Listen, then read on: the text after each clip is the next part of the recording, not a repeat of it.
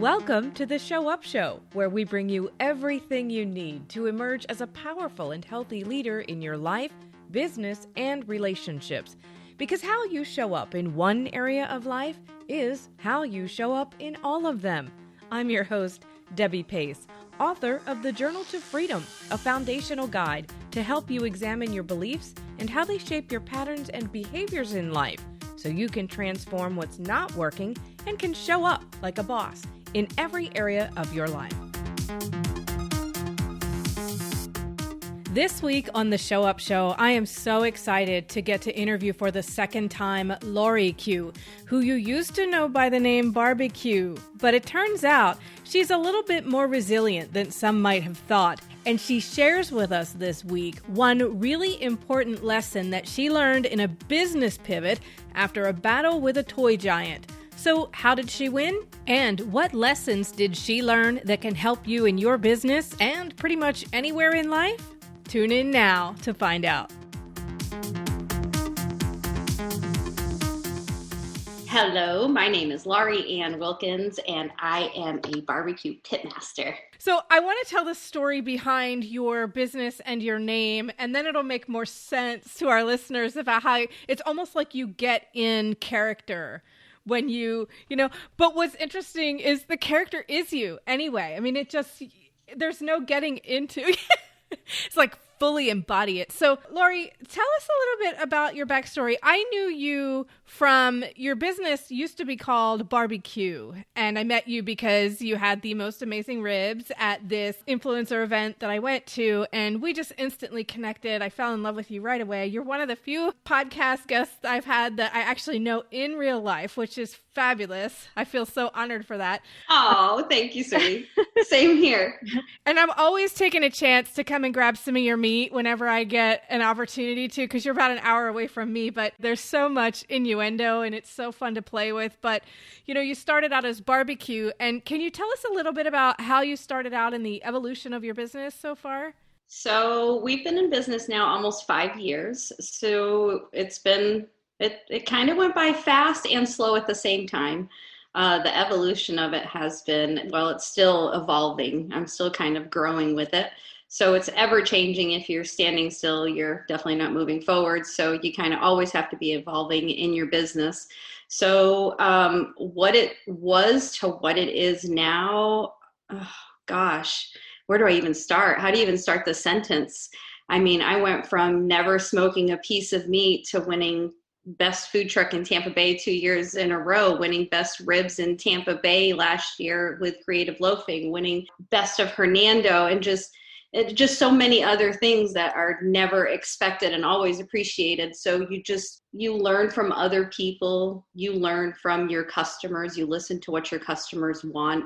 That's probably the biggest part of the evolution for me, is taking that criticism and being able to improve upon your business with the feedback that you get. You know, you don't have to take everything with a grain of salt, but some things you just, take heed to and listen, because sometimes people are seeing things that you're not seeing, which helps you evolve into, a better version of you, your business, a better version of itself. So let's just explain for our listeners. So you own a barbecue truck. Yes, I own a barbecue food truck. Yeah. And you just kind of backed into that, and it has taken a life of its own pretty much. What all do you offer? We offer 4 different types of smoked meats. So we have chicken, baby back ribs, pulled pork, and brisket as our staple menu items. And then for our sides, everything is homemade and everything's from scratch. For our sides, we offer our crack and cheese, as our customers know it, but it's our mac and cheese. But our customers say they want to fix, so it's like crack because they can't get enough. So we have mac and cheese that has 6 different cheeses in it. We have our almost famous collard greens that everybody swears they're the best collard greens on the face of the planet. My personal favorite, green beans with the brisket in it, coleslaw, smoky baked beans, and of course some Southern style, not so sweet cornbread. Wow, I'm a little bit hungrier now, having heard that menu. And and I've had the pleasure of actually tasting your food, which is It's just amazing. It really, really is. And your success is so well deserved, but it hasn't come without its own trials and tribulations. Oh boy. Yeah, no, for sure. So going back to the evolution of LaurieCue to LaurieCue, which is what it's become this past year. So we started off as barbecue because it was a fun play on words, because Barbie actually is Australian slang for barbecue, put another shrimp on the Barbie. So Barbie is actually barbecue. So what do? I do barbecue. So of course it's a fun play on words. And I had filed for the trademark for barbecue under the classes of rubs and sauces and food trucks, which those classes were available. There was nothing pending in there. So I had filed the application. It got approved with the USTPO, and after it gets approved, you have 90 days, or anybody has 90 days to contest it. So once it got approved, it got contested by Mattel.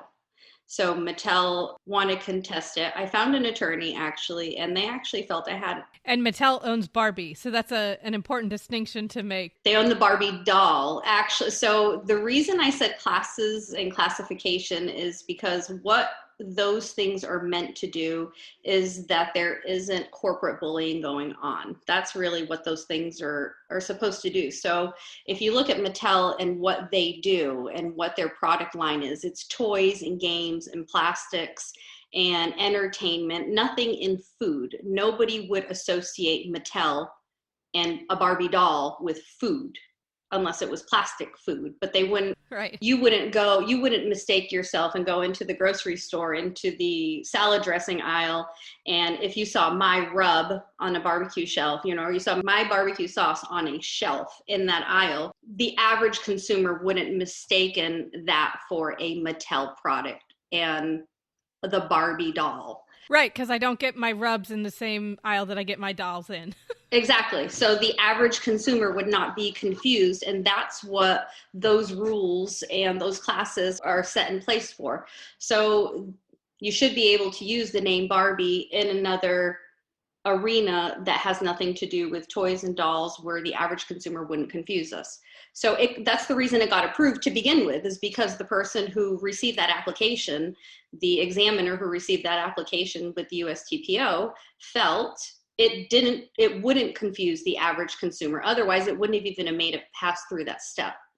So people ask me, why didn't you move forward with it? Well, number one, of course, litigation fees are not cheap. And this is the kind of lawsuit that it's, you're going to have money.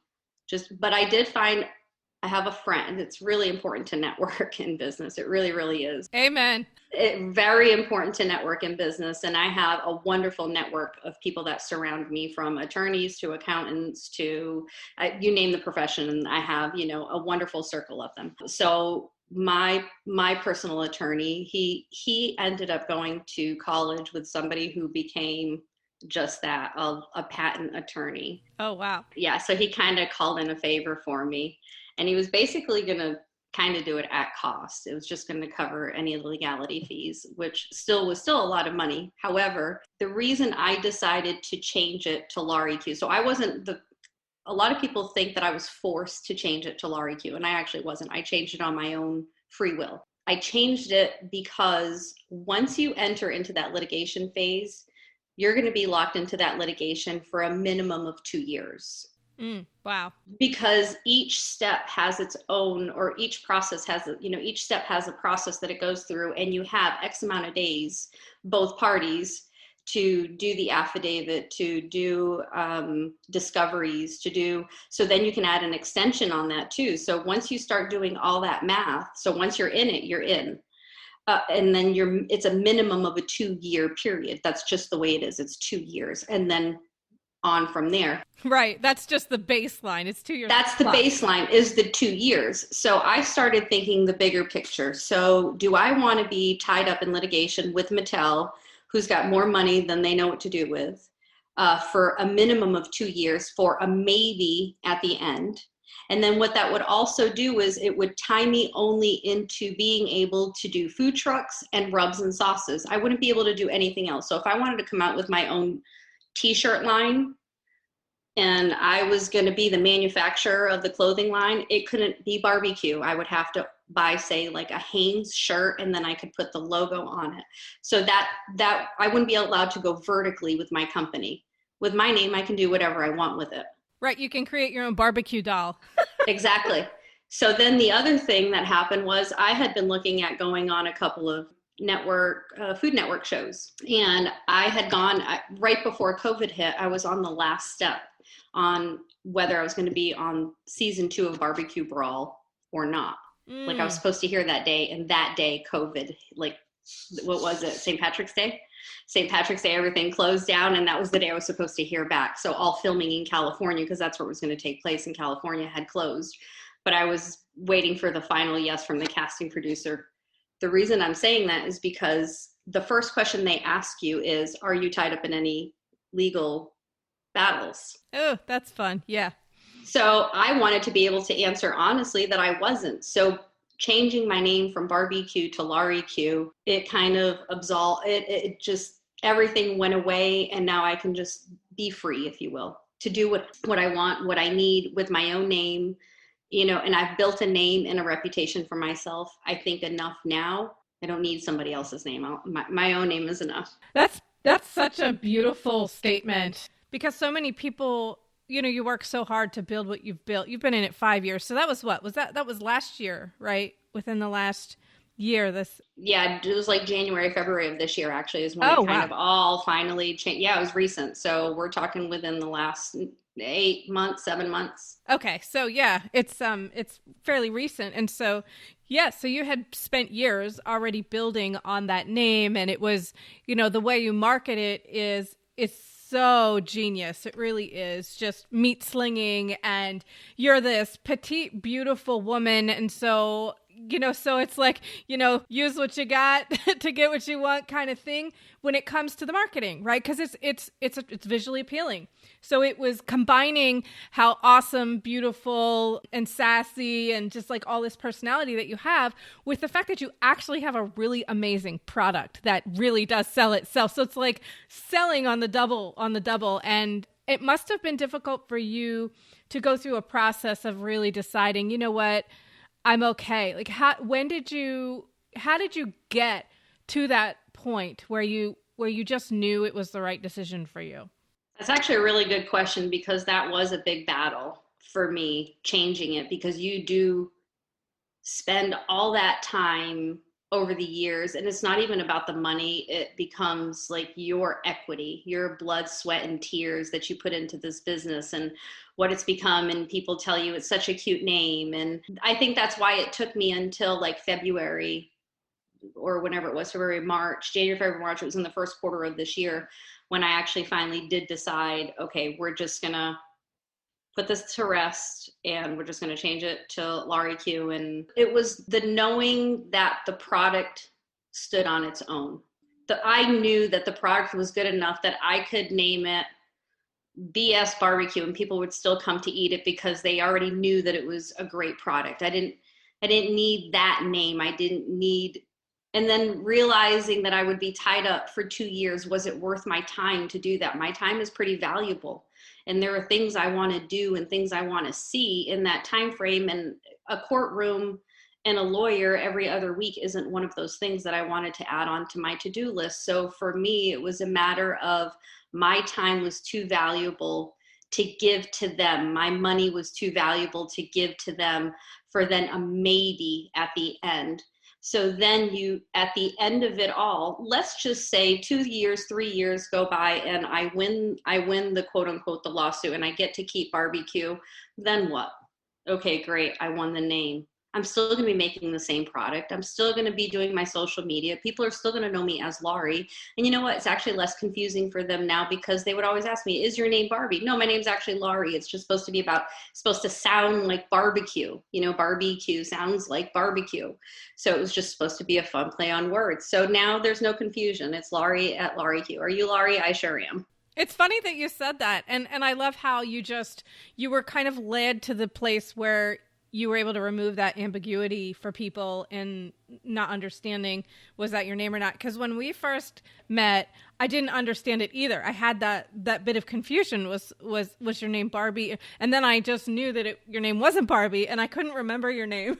And I always had to like go around Googling it the back way. I mean, God forbid I just message you, right, and ask you, but nobody wants to do that, right?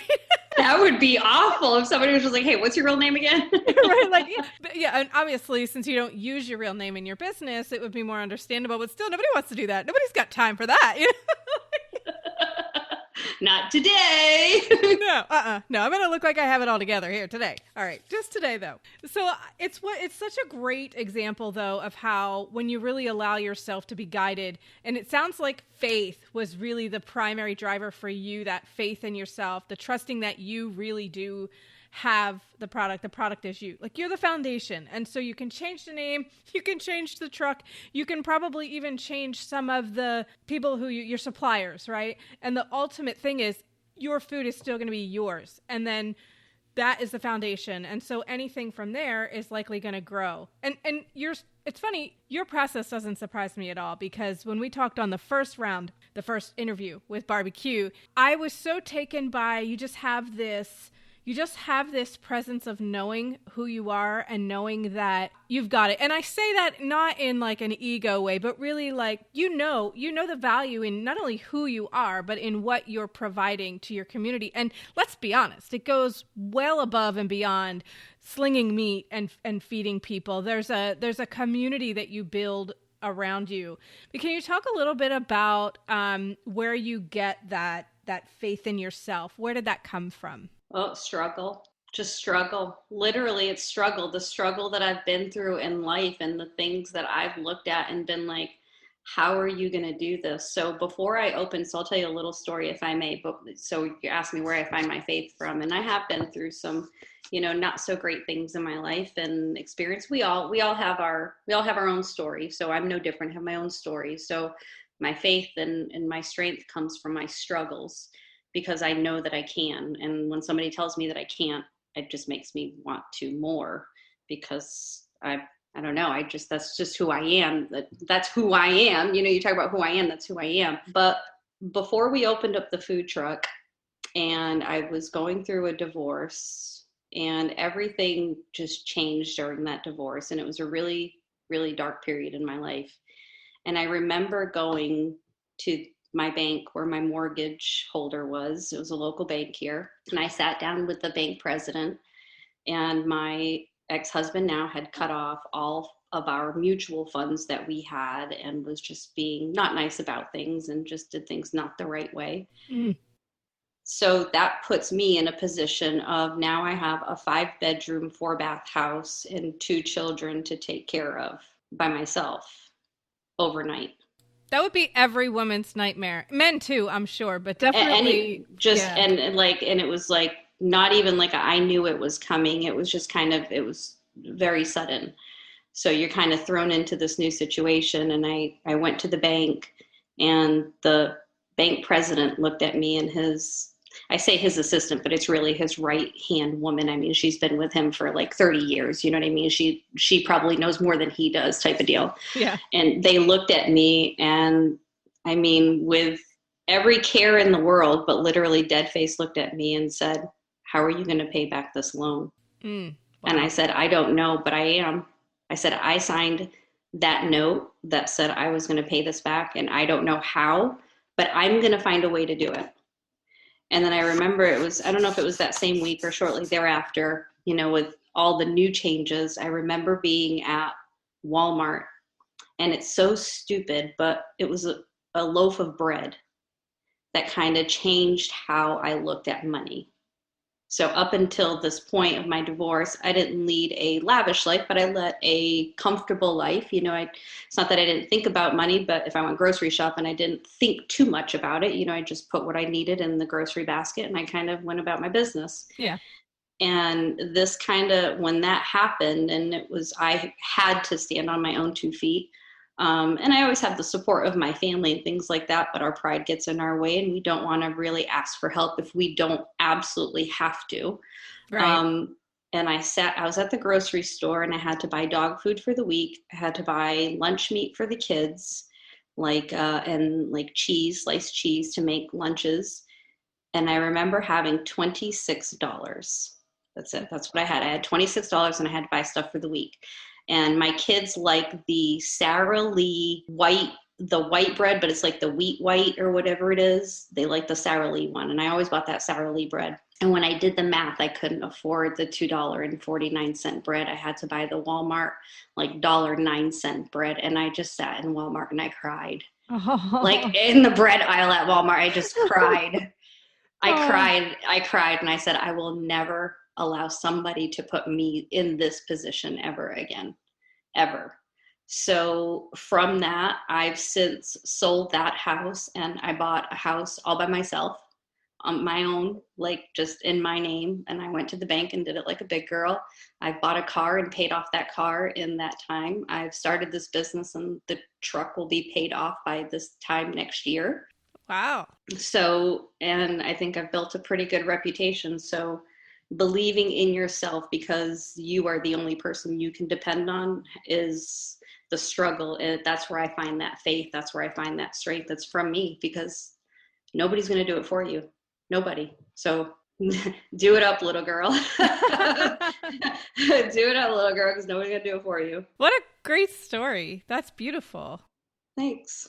That's real life. That's, when people, usually the people that you see that are kind of like me are usually the ones who have struggled. They're the ones who have gone through that pain to know that value of what's on the other side, and that you don't want to see other people go through that. You don't want to go yourself through that. You don't want the people that you love to go through those things. So it just makes you a better version of you. Struggle a lot of times makes you a better version of you if you know how to harness it. Yeah, it's a make or break point. Like your Walmart moment really was that moment where you decided that you were going to find your strength, and that's what it was going to be. Yep, here we are. I'm just recovering because I had a little bit of an emotional moment. I'm sorry. Me too.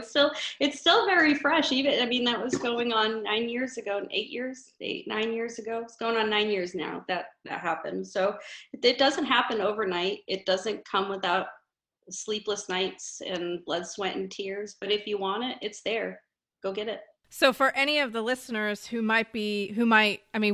we are definitely coming through some difficult financial times for some people. And so anyone who might be in that position right now, I think a great piece of advice would be understand that this struggle is going to make you stronger. This struggle is really going to lead you to that place where you're going to find that faith in yourself, and you're going to figure it out and know that no matter what happens, you're the foundation and you're going to succeed. You're going to get there.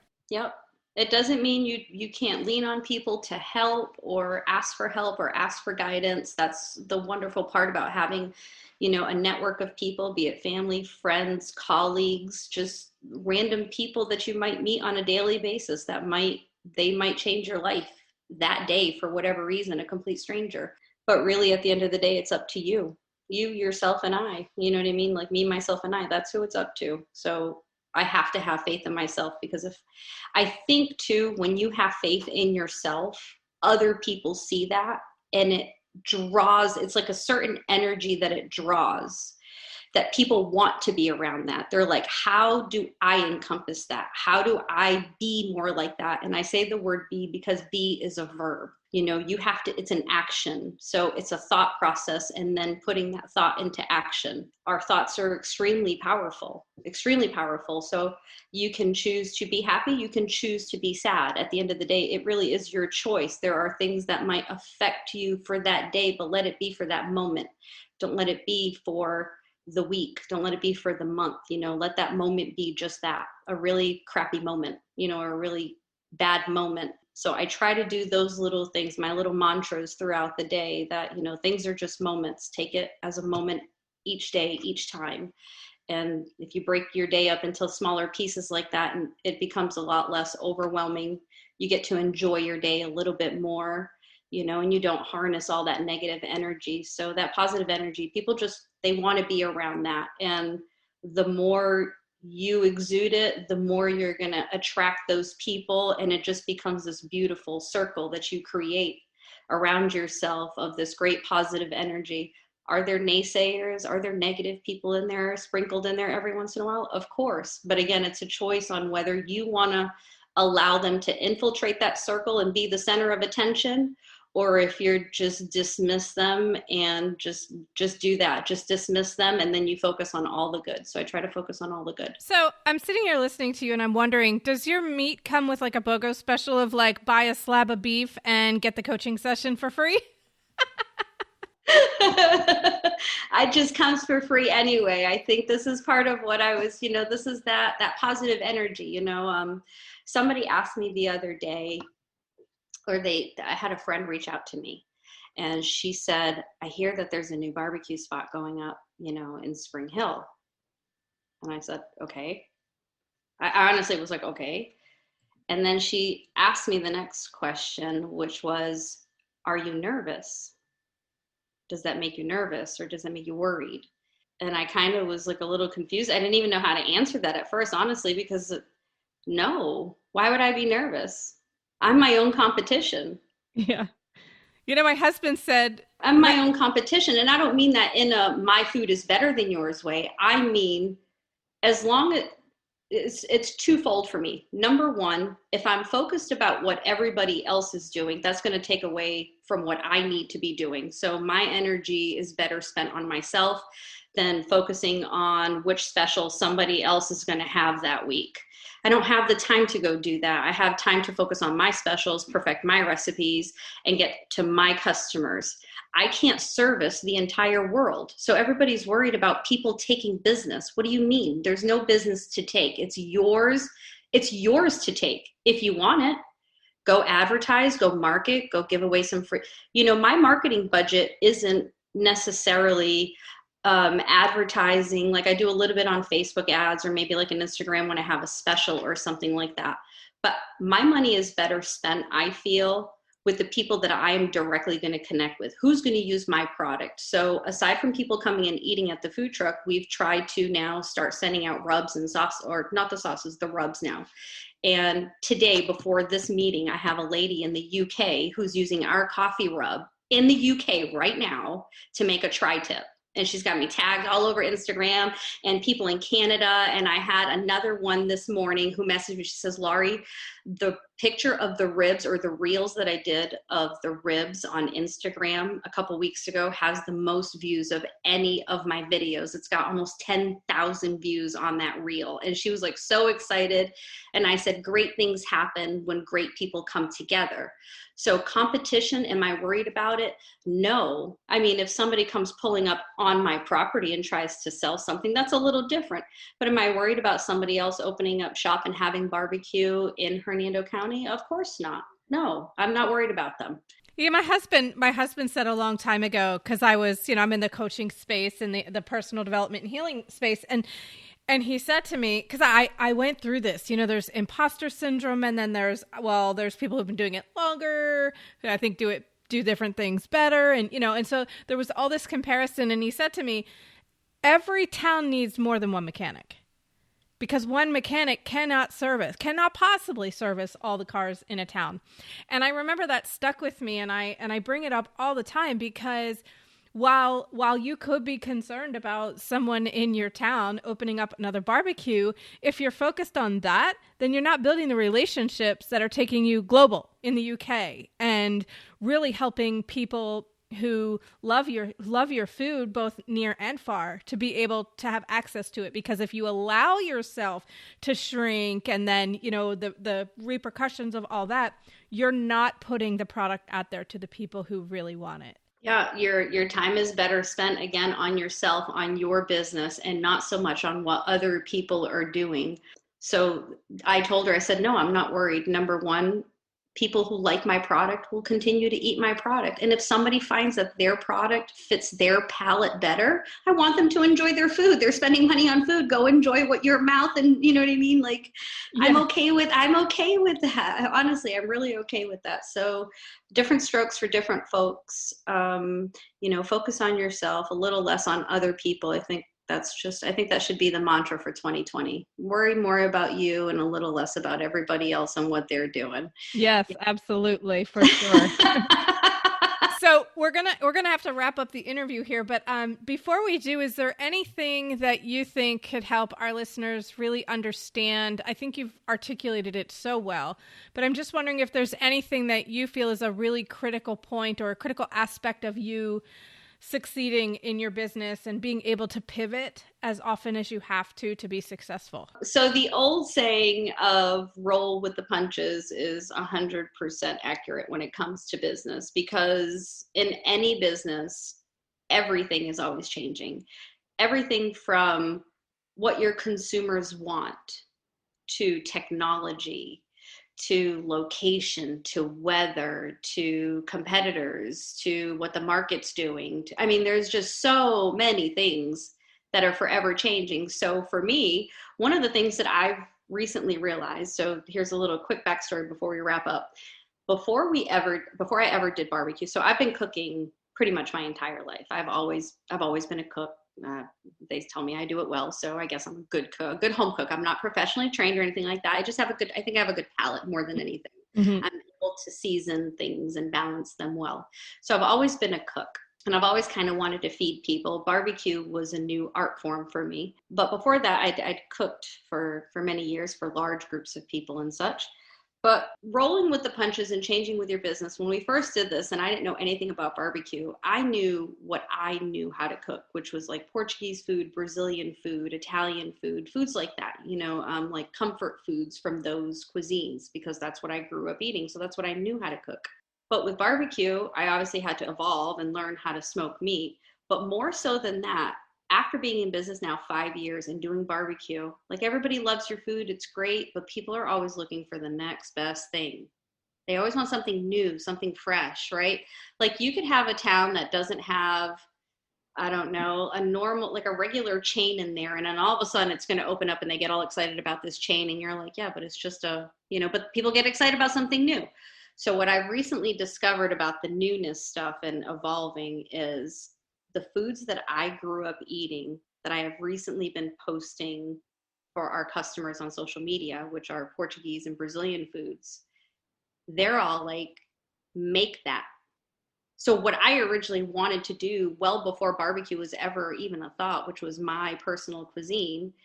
And Daniel had said, he's like, there's no market for that here. Everybody eats barbecue. There's no market for that here. There's no market. Well, flash forward 5 years later, a lot of those people that I grew up with in the Northeast live here, right here in Hernando County. So we have a big population, believe it or not, of Portuguese people here in Hernando County. So there's a page called Save the Hernando County Restaurants that somebody started some months ago when this whole COVID thing started. And guess what? We've been able to connect with a lot of Portuguese people in our community unknowingly. Oh, wow. So now our menu will be evolving once I get back from my vacation.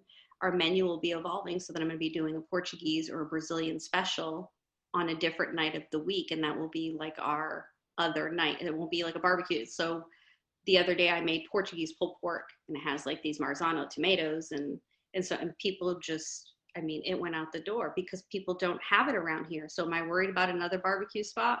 No, I'll just do something new. Oh, that's awesome. Thank you so much. So we have lots of great conversation, and I'm sure people's mouths are watering and they're wondering how they can not even just the barbecue, but honestly, you're magnetic and you do have an energy about you that makes people want to be in your space. So how can they find you? How can they best support you and connect with you? So the best way to find me on social media, you can find me at LaurieCue, which is LaurieCue. And same thing on our website. You can find me at LaurieCue.com. We usually have a Wednesday night special where I go live and I share a lot of great information, upcoming specials. I share tips and tricks, from my pit.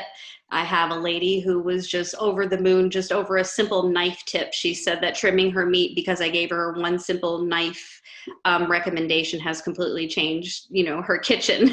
She's like, I'm just so much better because of it. So finding me live Wednesday 7:30 on Facebook is a great place to connect with me. Awesome. If you want to find me, if you're local in the Tampa Bay area, you can find me at 12125 Cortez Boulevard, Brooksville, Florida. And all of our information is online at that LaurieCue.com. So everything you can find or need to find will be found there, including our menu. Thank you so much, Laurie. It's always an honor to talk to you and to connect with you and just be in your energy. I love you so much and wish you so much success for the future. I love you so much too, and I wish you equal success in the future and always. If you like what you're hearing on the Show Up Show, be sure to subscribe. And if you really, really, really like it, please leave a 5-star review. If you'd like to connect with the Show Up Show on social media, you can find us on Facebook at the Show Up Show Podcast or on Twitter at the Show Up Show. Let's be sure to connect over on the other side. Thanks for listening.